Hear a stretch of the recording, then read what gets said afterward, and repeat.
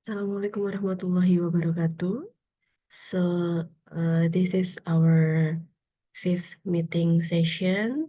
Actually, in this meeting, I want to explain about analysis of English prose. So we will uh, speak about the elements of prose.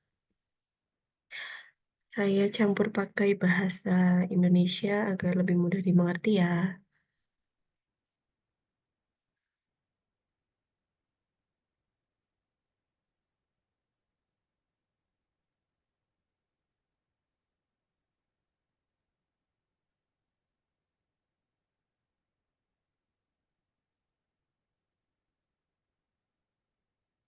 So we will introduce first what is prose, drama, and poetry. Jadi prosa, drama, sama puisi itu tiga jenis eh, tiga jenis sastra.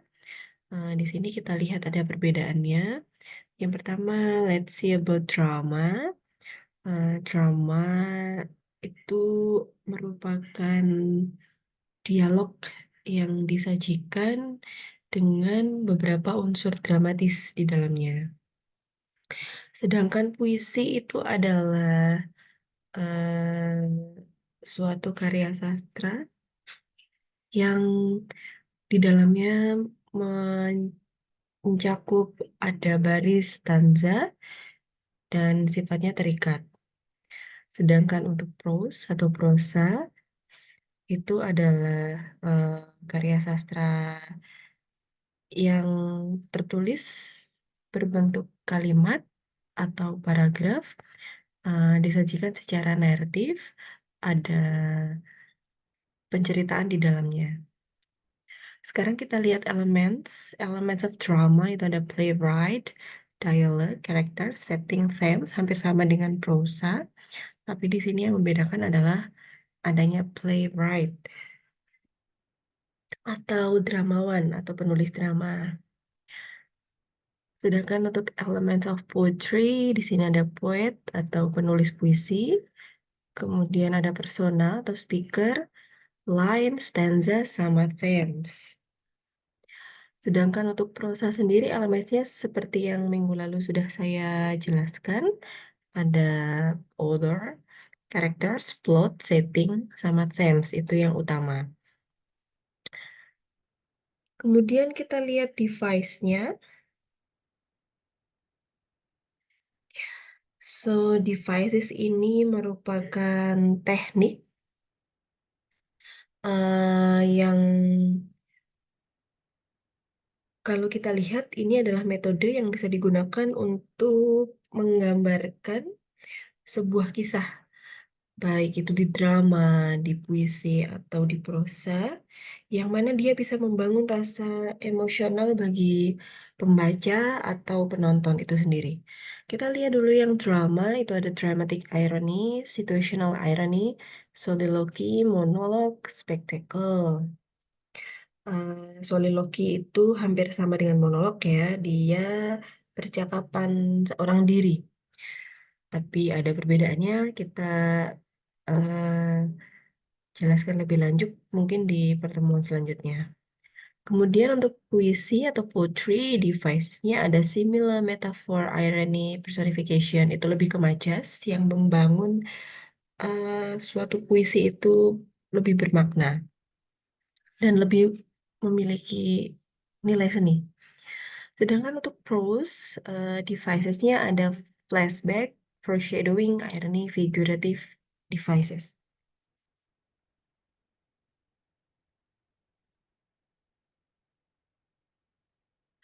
Kita lihat element of prose. Kita akan telaah satu persatu. Yang pertama ada characters. Jadi characters itu adalah penokohan dalam drama. Dia bisa berbentuk manusia, hewan, ataupun objek-objek tertentu. Ya, Em, karakter ini dia memiliki peran penting dalam sebuah prosa karena dia yang menceritakan satu plot atau alur dalam event. Nah, karakter ini ada beberapa jenis ya. Yang di sini ada protagonis dan juga ada antagonis. Kita lihat dulu karakter protagonis di sini dia masuk ke dalam major characters. Di mana major characters ini adalah karakter utama yang sangat berkontribusi dalam pengembangan suatu plot. Sedangkan untuk minor characters, dia karakter yang kontribusinya sangat sedikit atau bahkan tidak ada kontribusi sama sekali dalam pengembangan plot.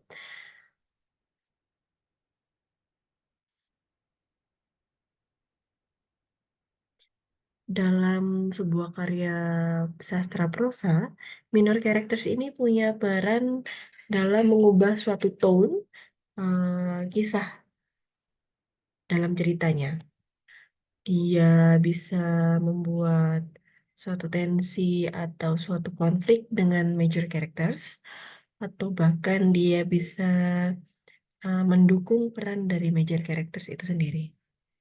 Nah, kita lihat protagonis. Protagonis itu adalah leading characters ya, dalam story atau novel, ya suatu karya sastra, prosa.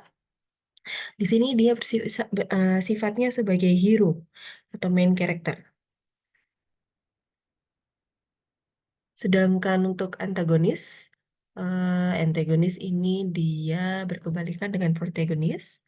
Jadi eh, dia sebagai villain dalam kisah atau orang yang memiliki karakter yang tidak baik.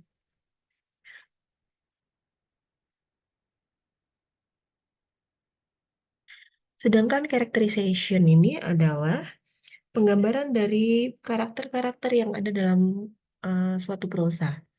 Dia bisa jadi direct characterization atau indirect characterization.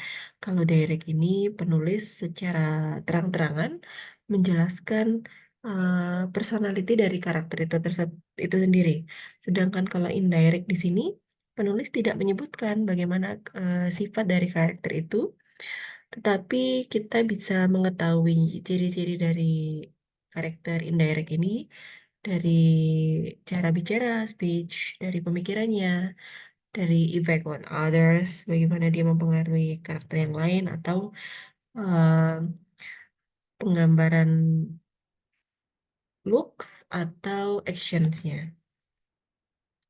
Nah, ini adalah jenis lain dari karakter. Di sini ada round karakter, eh, dan juga ada flat karakter. Kita lihat dulu untuk round. Round ini adalah karakter yang sifatnya itu dinamis atau dia di setiap plot selalu berubah. Ada perkembangan sifat yang berkembang di setiap penceritaannya. Sedangkan untuk flat karakter ini biasanya karakternya tidak memiliki perkembangan dalam penggambaran sosoknya. Jadi dia tidak terlalu berperan penting dalam sebuah prosa.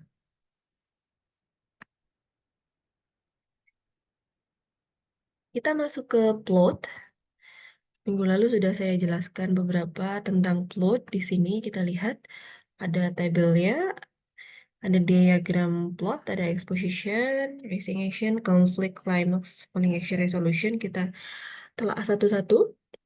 Untuk exposition ini adalah pengenalan atau awal kisah dalam prosa. Biasanya ada setting, ada characters di situ. Kemudian ke masuk ke dalam konflik, konflik mulai ada masalah di dalam plot. Konflik ini bisa bersifat internal, bisa eksternal. Kalau internal itu berasal dari karakternya itu sendiri, sedangkan kalau eksternal itu masalahnya bisa dari karakter yang lain, dari nature, dari society, atau dari government, bisa dari institution, atau dari lingkungan sekitarnya dia. Ketika dia sudah mencapai klimaks, maka konflik atau masalahnya itu sudah berada di puncak atau benar-benar struggle in conflict. Jadi karakter di sini mulai mengalami permasalahan yang pelik.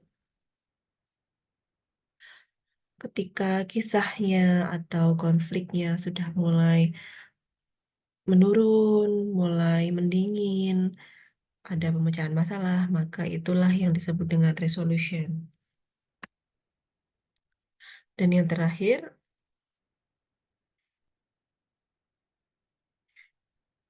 ini ada self-assessment, silakan dibaca sendiri.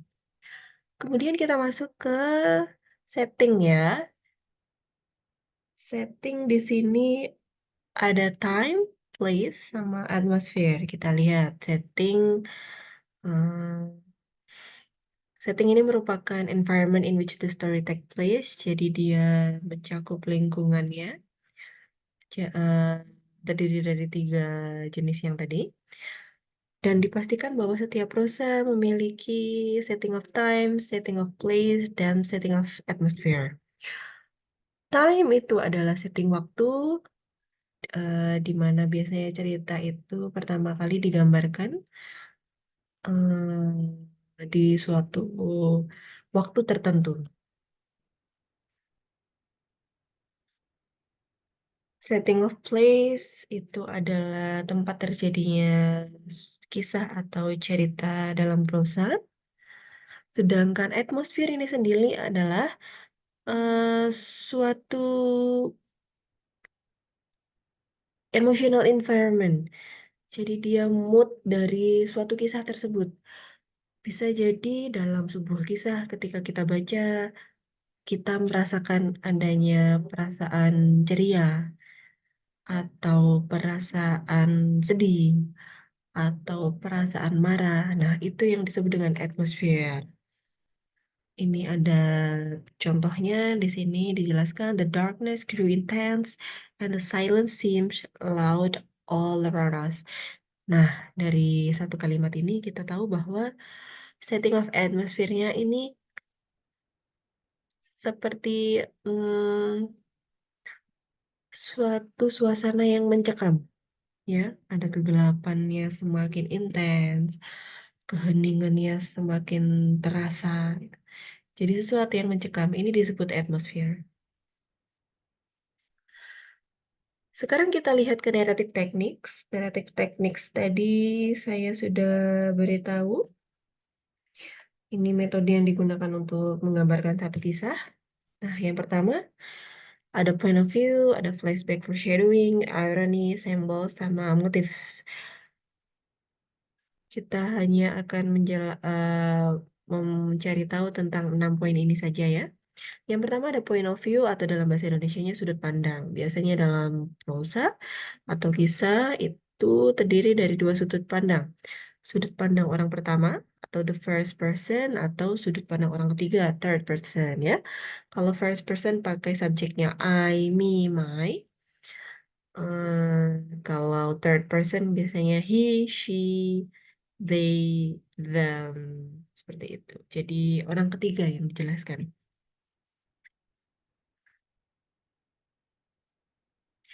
Nah, kalau first person point of view, biasanya naratornya itu adalah karakter protagonis, karena dia mengisahkan kisahnya sendiri. Kalau third person point of view, ini biasanya pembaca akan mengetahui lebih luas tentang kisahnya itu sendiri. Jadi tidak dalam satu mindset orang tertentu.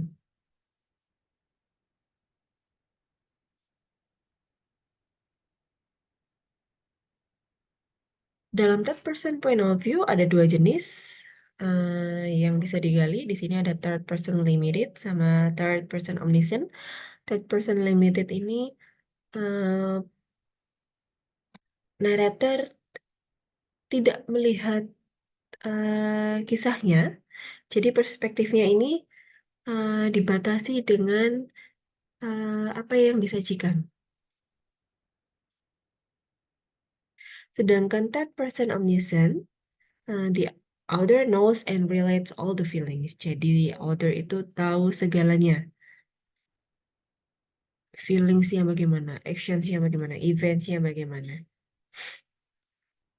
Jadi ada figur omniscient atau figur yang tahu akan segala kisah ceritanya. Nah, kemudian ke poin kedua di sini ada flashback. Flashback secara umum kita tahu bahwa suatu kisah ini biasanya ceritanya alurnya maju. Tiba-tiba dia flashback ke belakang, nah dia jadinya alurnya mundur. Ini menjelaskan tentang masa lalu sebuah kisah. Kemudian poin ketiga ada foreshadowing. Nah, foreshadowing ini adalah suatu clue atau kejadian. Clue dari kejadian di masa mendatang atau bersifat bayangan. Ini biasanya kita temui dalam kisah itu bentuknya seperti firasat. Contoh foreshadowing dalam kisah itu misalkan ada ceritanya gelas pecah. Itu dia foreshadow for suatu tragic atau tragedi. eh, atau bisa juga waktu masak nih jarinya keiris. Nah, jadi kayak, oh nanti ternyata bakal ada sesuatu yang si karakter ini kecelakaan atau terjadi sesuatu problem atau masalah. Itu namanya foreshadowing. Kemudian poin keempat ada irony. Di sini ada 3 jenis irony ya. Sebelum kita lihat ke jenis irony, saya mau kasih tahu bahwa irony ini terjadi ketika suatu plot atau suatu dialog ini berbeda atau berbanding terbalik dari cerita yang dijelaskan dengan apa yang diharapkan oleh pembaca atau penonton.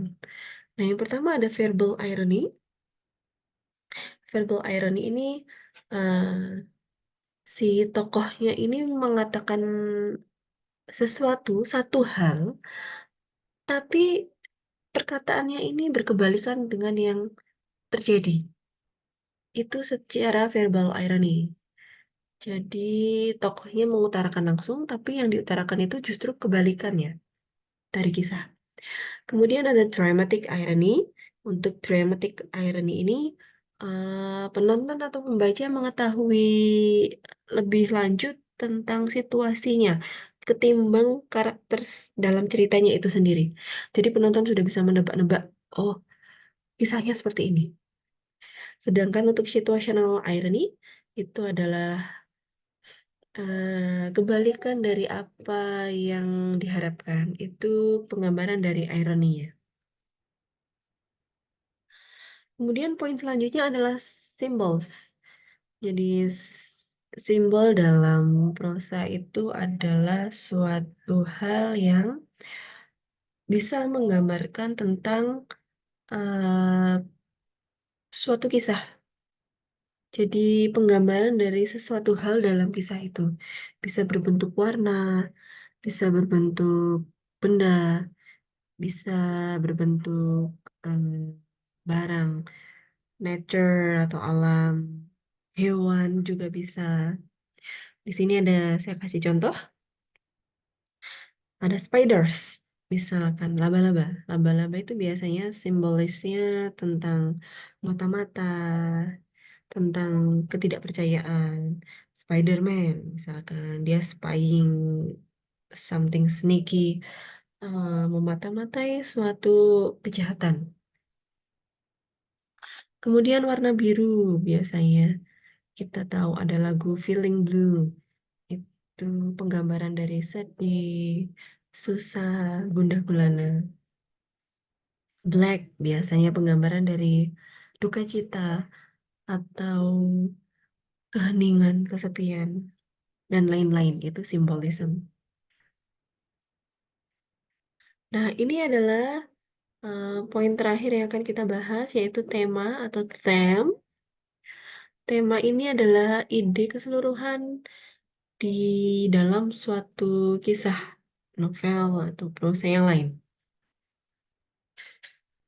Beberapa tema yang umum yang biasa kita tahu, misalkan tentang childhood experiences, love, family, discrimination, racism, tentang kematian, death bisa, atau tentang friendship. Kalau romance, biasanya theme-nya love. Bisa jadi friendship tanpa love. Kalau biasanya cerita detektif, itu criminal juga bisa, theme itu bisa.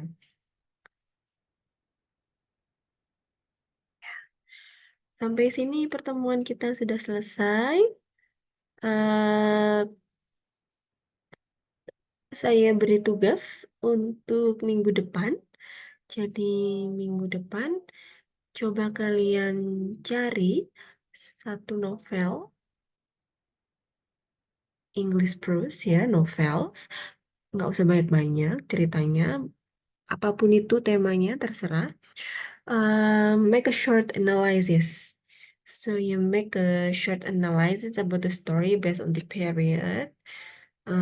Karakteristiknya bagaimana. Kalian analisis berdasarkan elements of literaturnya. Tadi saya sudah jelaskan elements of prosanya.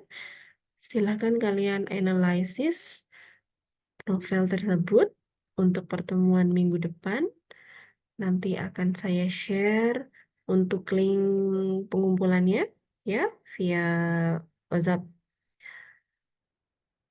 Oke, penjelasan saya kali ini sudah cukup, I think. Kalau misalkan kalian ada yang mau tanya tentang materi atau tentang tugas, boleh chat di grup WhatsApp sehingga teman-teman kalian bisa lihat pertanyaan dan juga saya bisa langsung share untuk jawabannya. Thank you. Hope you all have a good day.